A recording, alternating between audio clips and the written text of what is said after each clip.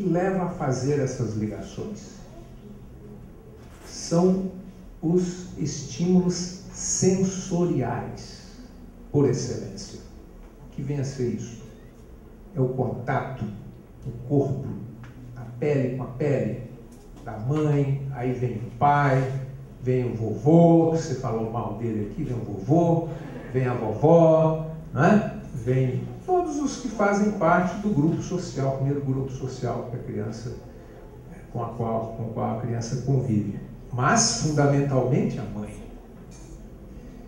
E, além do estímulo do tato, o estímulo sonoro, que eu já mencionei, a voz materna, outras vozes de afeto, de carinho, de ternura, estímulos visuais, olfatórios, porque toda relação tem um olfato peculiar e original, que dão à criança o referencial maior de que ela pertence a uma estrutura e que, portanto, desencadeiam os passos fundamentais para a formação da personalidade do cidadão. Começa aí, nesse período. Então, como disse o Dr. Busato, quando falamos tudo isso na OAB, ele disse na plenária, a licença maternidade tem que ser entendida, em primeiro lugar, como um direito da criança. A criança não sabe que tem esse direito e nem tem como lutar por ele. Mas ele tem um direito fundamental de ter acesso aos recursos para desenvolver todo o potencial com o qual ele nasce.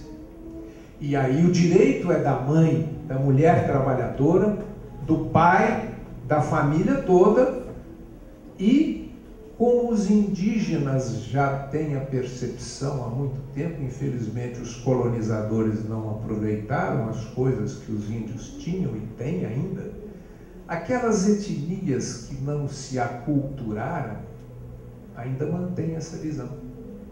A responsabilidade pela criança não é só do pai e da mãe, é de toda a aldeia. E, portanto, a garantia desse direito à criança é uma responsabilidade de toda a sociedade brasileira. Todos nós somos responsáveis por isso. Daí o argumento maior para defender esse direito. A questão muitas vezes levantada durante a campanha era de natureza econômica.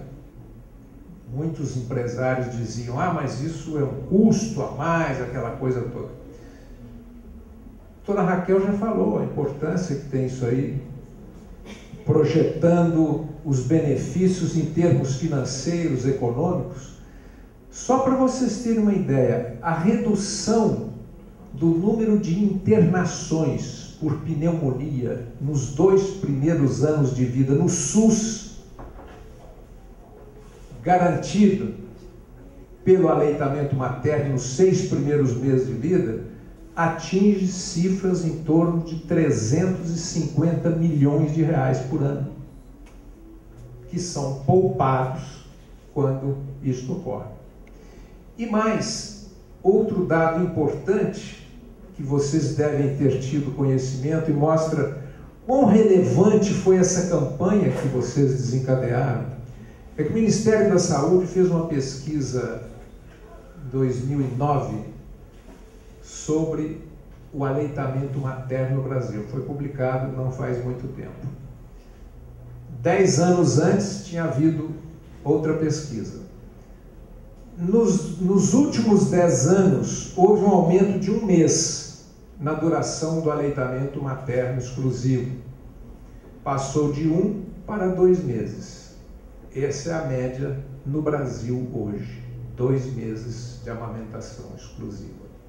Ora, se a nossa meta é atingir 6 meses, e se a cada 10 anos aumenta 1 mês, nós ainda vamos levar uns 40 anos até chegarmos aos 6 meses de amamentação.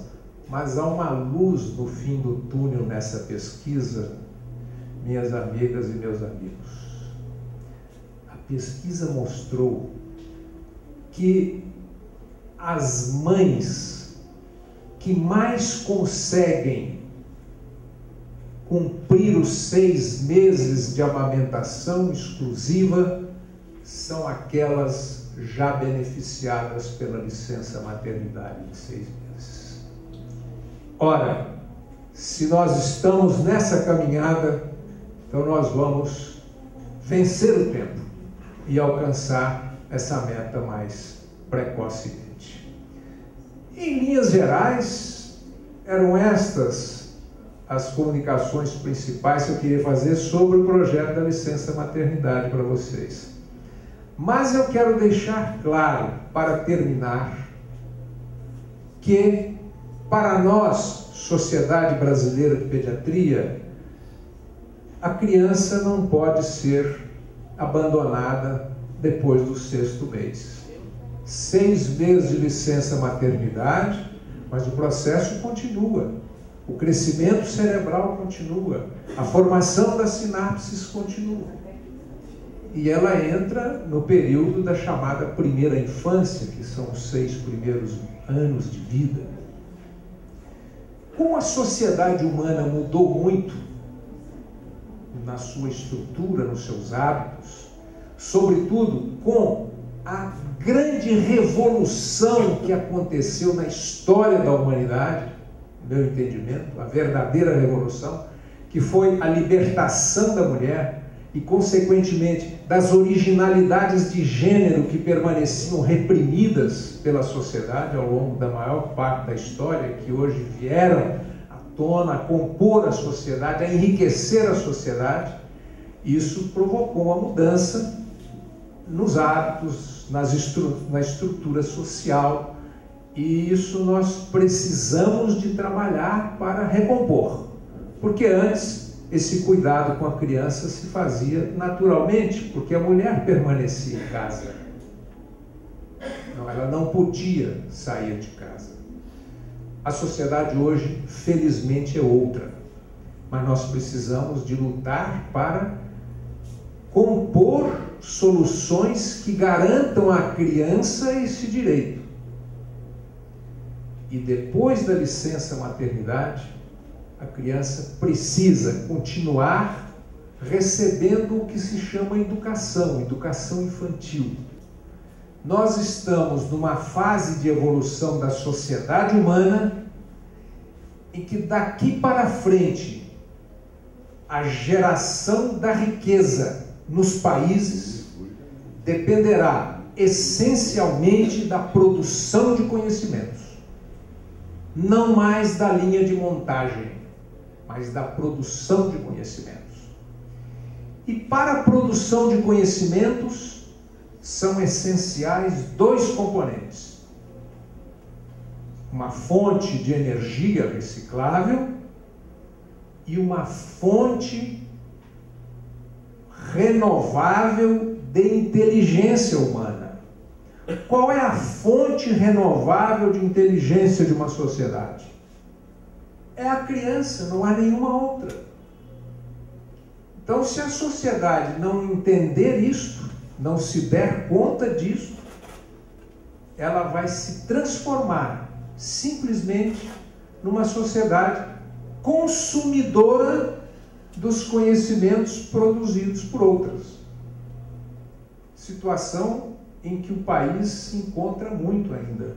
Nós somos um grande núcleo consumidor na economia do planeta, sociedade brasileira. Nós precisamos acordar para isso. E não chegaremos lá se não investirmos na primeira infância. Como diz o Prêmio Nobel de Economia, James Heckman, que trabalhou acompanhando 2 grupos de crianças nascidas nos mesmos bairros pobres da periferia de cidades americanas.